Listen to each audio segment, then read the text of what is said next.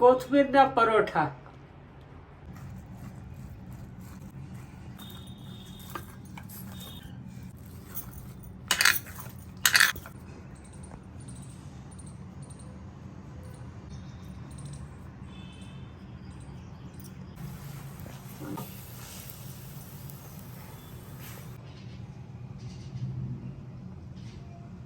Hello, હું સુષ્મા, નેચરોથેરાપિસ્ટ.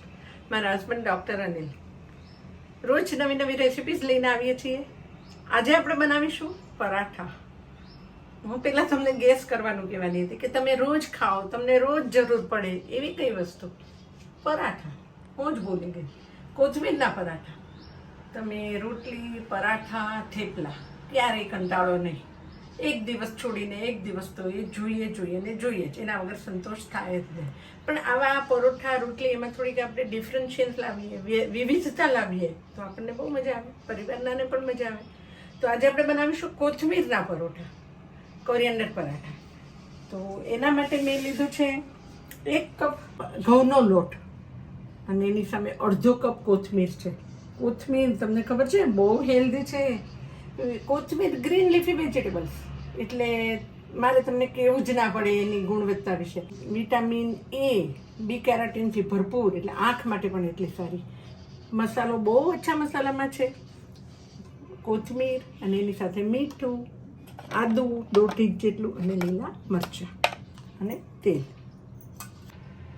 પરાઠા બનાવવા માટે સૌથી પહેલાં આપણે ઘઉંનો લોટ 1 કપ મેં લીધો છે, એ લઈશું એક ડીશમાં અને એને આ રીતે કરશું. અને વચ્ચે તમે આજે કોથમીર ફૂલ ધોઈ, બારીક કાપી, ધોઈ અને મેં લઈ લીધી છે, એને મૂકશું. વિટામિન એથી ભરપૂર 1 કપ લોટ હોય ને તો 1 ટીસ્પૂન મીઠું, બહુ પરફેક્ટ માપ છે. લીલા મરચાં તમારી પસંદ પ્રમાણે નાખો. આદું પણ તમારી પસંદ પ્રમાણે, પણ 1 ઇંચ આદુને મેં છીણી અને નાખી દીધું છે. 1 ટેબલ સ્પૂન ઓઇલ નાખો. બહુ પરફેક્ટ માપ છે ને એને કોથમીરમાં જ મિક્સ કરો. મસાલાને કોથમીરમાં આ રીતે મિક્સ કરો. આપણે કોથમીરમાં મીઠું ને આદુ ને ઓઇલ સરસ મિક્સ થઈ ગયું. હવે એને બધાને આ રીતે કરો અને આનો રોટલી જેવો લોટ બાંધવાનો છે પરાઠા પણ રોટલી જેવો લોટ બાંધવાનો. મેં અહીંયા 150 ml લીધું છે. હું તમને છેલ્લે બતાવીશ કે આપણે કેટલું પાણી લઈશું, કેવો લોટ બાંધવામાં કેટલું પાણી લઈશું. થોડું લોટ હંમેશા થોડું પાણી લઈને જ બાંધવાનું. આ એની ટ્રિક્સ છે. તમે પેલી કહેવત સાંભળી છે ને, 7 પાણીનો લોટ. એટલે થોડું 7 પાણી એટલે થોડું પાણી લઈને લોટ બાંધો તો એના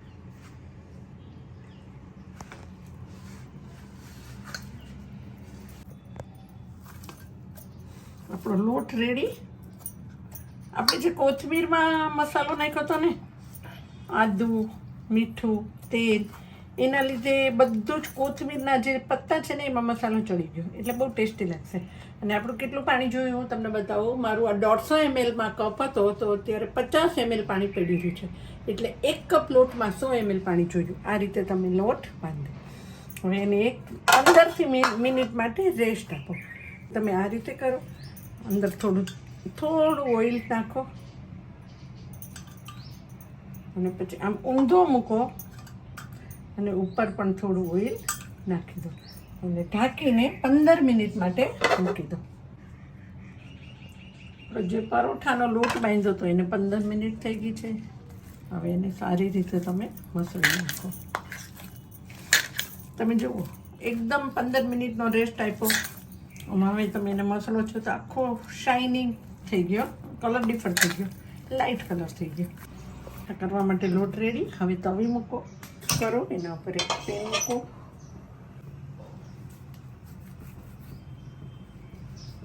એક સરખા લુવા કરો. બહુ જ જાડા નથી કરવાના. અને આપણા લગભગ 1 કપના 10 પરોઠા થયા. ગેસ ધીમો કરો. ઘઉંના લોટનો ડસ્ટિંગ લેવાનું છે.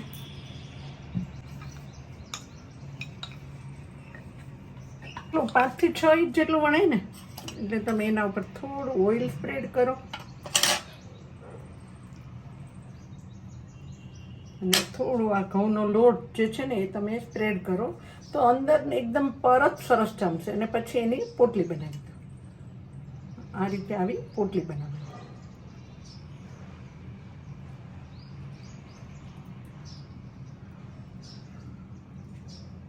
આ રીતે એને પ્રેસ કરી દો. જે બાજુથી તમે પોટલી બનાવી હોય ને એ બાજુથી જ વણવાનું. નીચેની સાઈડ નીચે જ રાખવાની. અને તમે ટ્રાયેંગલ, રેક્ટેંગલ, સ્ક્વેર બધી રીતે વણી શકો છો. આપણી લોઢી થઈ ગઈ છે. હવે એના ઉપર થોડું ઓઇલ સ્પ્રેડ કરો એટલે ગરમ થઈ ગઈ છે. પહેલું જ્યારે નાખતા હોય ને ત્યારે આ રીતે થોડું આ રીતે કરવાનું. હવે સ્પ્રેડ કરો અને ગેસ ધીમો જ છે.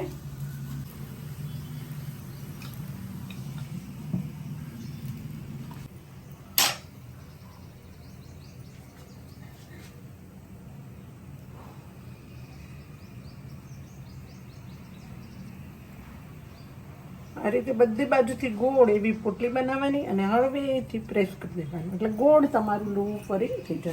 આ થઈ ગયું છે. આ ટાઈપનું થાય એટલે તમારે ફેરવવાનું. હવે હું ગેસ ફાસ્ટ કરું. વણો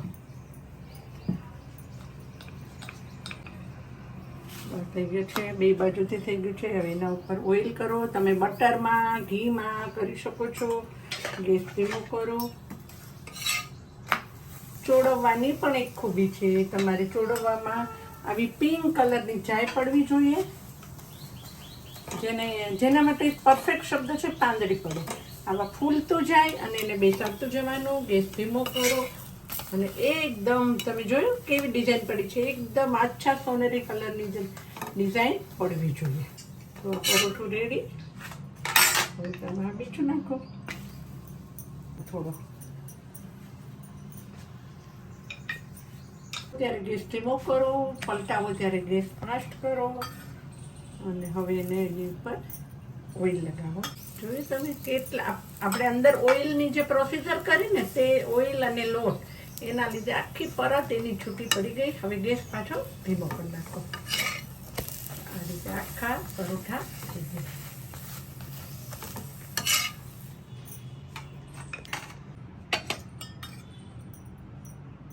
પોટલી રેડી અને એને હળવા હાથે પ્રેસ કરો. અને પણ તમે આ રીતે પલટાવો. ગેસ ફાસ્ટ કરો. લો ટુ હાઈ ફ્લેમની બહુ જ ધ્યાન રાખવું પડે. જો તમે જોયું કેટલું ફૂલે છે. આ રીતે ધીમે હળવા હાથે. આની ટ્રિક્સ છે. જ્યાં ફૂલતું હોય ને ત્યાં તમે થોડું દબાવો એટલે બીજી બાજુ ફૂલી જાય. ચોળવવાની પણ એક ટ્રિક છે. ના તમે ખાશો ને ત્યારે એની પરત છૂટી પડશે ને બહુ મજા આવે. આપણું થઈ ગયું. હવે ફરી ગેસ ધીમો કરો અને આ તૈયાર લાસ્ટ પરોઠું આપણું એમાં નાખો.